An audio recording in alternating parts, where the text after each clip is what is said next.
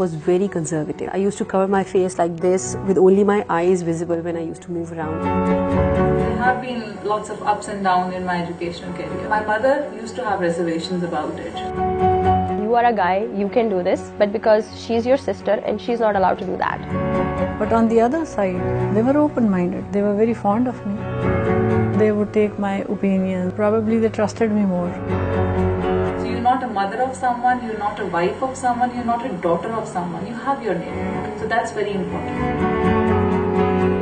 My father, he wasn't like that when I was a child. Like, we couldn't sit in the front seat of the car with him. Like, you shouldn't see other people. Father always backed me up, and because of my father's backing, there was a support that was coming up from my mother as well. He wanted me to be an engineer. He really wanted me to have a good degree and have a good future and career. It is more difficult for a woman to go out and have a professional life as well as managing a family. I was never allowed to wear lipstick. My mother would tell me that this is not right, you should not do this. We don't want women from our family out on the road. We would make bridges and buildings. We never saw any films. We never had a VCR or a DVD player at home. Among their own kids, like if that's a son, they have to send him to some good school, but for the girl, they would say, okay, fine, just send her to any school, which is right next to the house maybe. It was an amalgamation of all. They were, on one side, they were a bit conservative, but on the other side, they were open-minded. More than half of the population, they are women. So if you just take that part out, what do you expect? How would your economy would be? We educate the girls of our society. Whether they get into work, they get into profession or not, they would be productive, they would be constructive towards the society.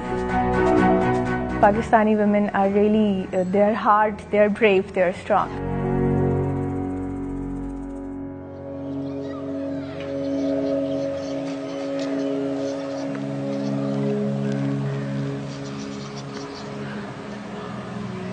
I spent most of my childhood in Peshawar, and I studied in University Model School, which was one of the top schools at that time.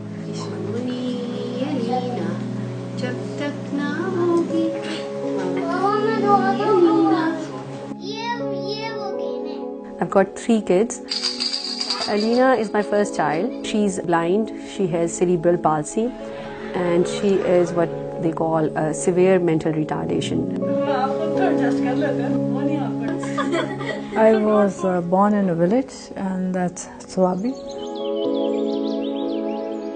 I was always very confident, and I knew how to make decisions and how to do things. My mother and my father and my 2 sisters died in a car accident. So then I was left the eldest, and I had 2 younger brothers to look after. My childhood, most part of my childhood, I was spent in Mandiwawadi, central Punjab, northern Punjab actually. My father, he was a principal of a college. He got retired in 2013. My mother, she was a principal too. We are like 3 sisters and a brother. Younger brother, he is abroad, studying currently. I actually have to get up early every morning because I have to do my daughter's work, and then I leave for work. When I come back, having spent some time with my daughter, then I go and play squash.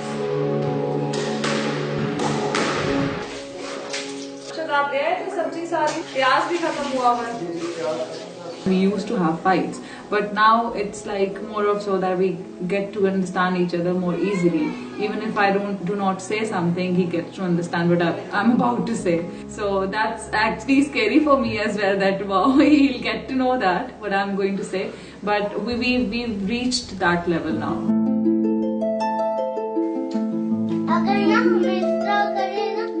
In Pakistan, the working places are getting more accustomed to taking females, but the families themselves, they are not tuned to send their females.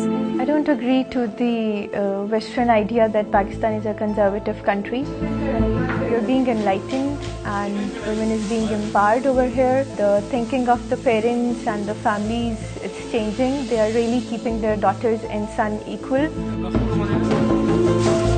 But there are things that where women, they have to step aside for their own safety because of the social and moral values. The mindset have changed, people have changed. There is no gender biasness now. Gender equality is the word which sounds more in the society now. My parents, they have a very focused opinion regarding this whole thing, that we are getting you educated not because you have to get a job and get paid. We're getting you educated because there might come a moment in your life when, you know, the times are not as facilitating as they are now. If Pakistan had been a conservative country, then maybe I would not have been sitting here.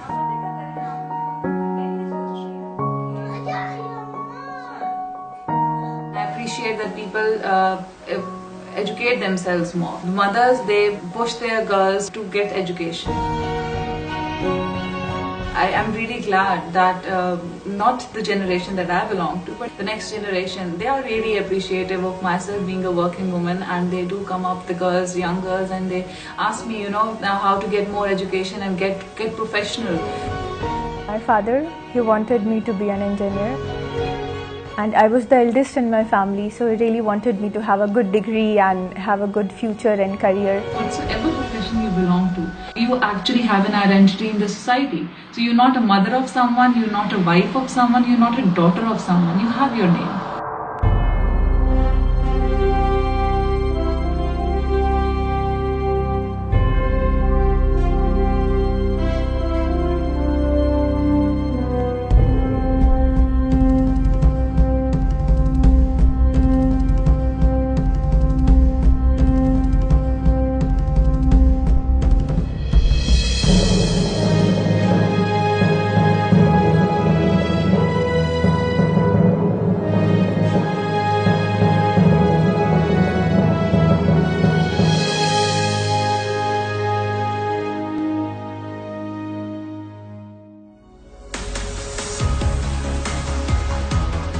I'm Captain Varda. I am an engineer. I'm Major Wajiha Arshad. I'm the Grade 2 officer in ISPR. Captain Sanayaz, Corps of EME, Electrical and Mechanical Engineering. I'm Sub Lieutenant Aisha. I'm from Education branch. I'm Brigadier Nagar Johar, Deputy Commander, CMH Rawalpindi. I'm Major Dr. Sayyida Rifat Naqvi. I'm a colorectal surgeon and I have a special interest in breast surgery as well. I am an aeronautical engineer. We work on different systems of the aircraft.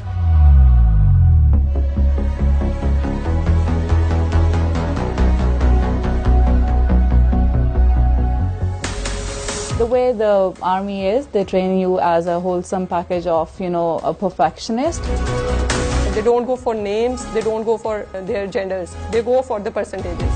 You are trained to be more composed, more patient, have a grip over your emotions. Mentally more prepared towards anything unexpected. There were various parts of exercises. There were courses, physical, military courses. We get those bombing missions, and also I find those things interesting. I was trained how to hold different kinds of guns and rifles and small pistols and all that. This is a daring course. It was tough. It was very tough. You are the force which has to take the guns and move up till your target and invade the place. On my first mission, I knew I never wanted to go back there. But then being a pilot, serving directly for the country. What I think is armed forces are the best platform to serve your country. The incentives were there, the promotions were there, the medals were there, the appreciations were there. An equal opportunity for everyone. The one who is good excels. I'm very happy in Army. It gives me pleasure. Oh, I love it. That's why I chose this profession. I love it.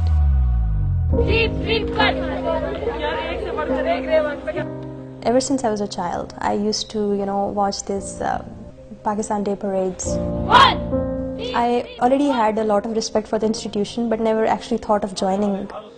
Being part of the setup, it came at a later stage. I always liked Army a lot. When I was selected, it was a big thing for the whole family. They all were very happy. Whenever I used to look at the aircrafts passing by, they used to motivate me. This was the first time that Pakistan Army was taking in ladies. You know, it sounded thrilling to me that it's the first time it is happening, and I wanted to be a part of it. And few of the young ladies, they come for no other reason but the sari. So this has its own charm.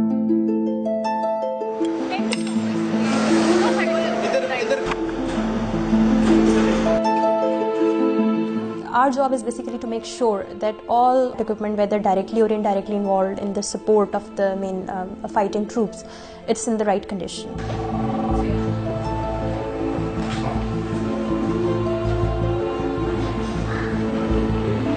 We make different analysis paper, presentations and researches, and then pass it on to the higher authorities. We basically deal with the repair and maintenance of the optronics instruments and radars. Along with that, we are responsible for managing the human resource. We make sure that every system is working fine, and if something goes down, then we take that component out, we repair it in our shop,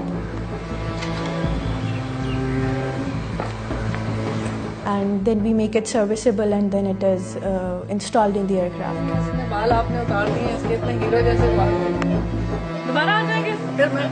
I visit the ITCs and the ICUs both, so that I know who were the patients who came at night and who are the patients who are gone.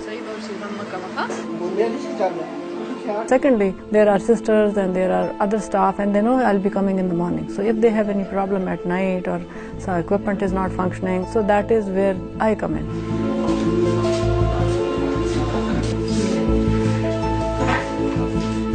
If it's an operation day, then I go to the theatre to do surgeries, and if it's an OPD day, then I go to my clinics.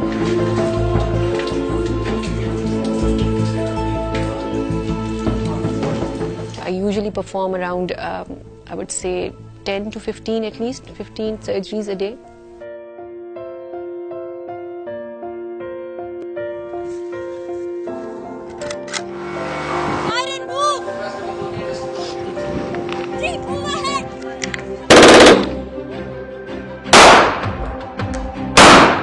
We are made to go out in the field and see what the real battlefield scenario is. Make maps of the area around us. Then you have to perform certain, operations, small skill, how to, protect the boundary that you're supposed to protect. You develop a quick mind. We had different aspects of training: military, physical and academic. How you have to live, how you have to eat, how you have to serve your country. We have our attack demos, defense demos, basic hideouts, like all the basic military training. It was a very tough routine during the first week. We didn't even have time to even think of our families. I never had an idea that we'll go for exactly the same training that the males are doing. No relaxation, no, gender biasness, nothing. We had a very tough training with them. It did not only teach me the military culture, but actually taught me how to live a better life, physically, mentally. How to work under stress, how to work being physically more active.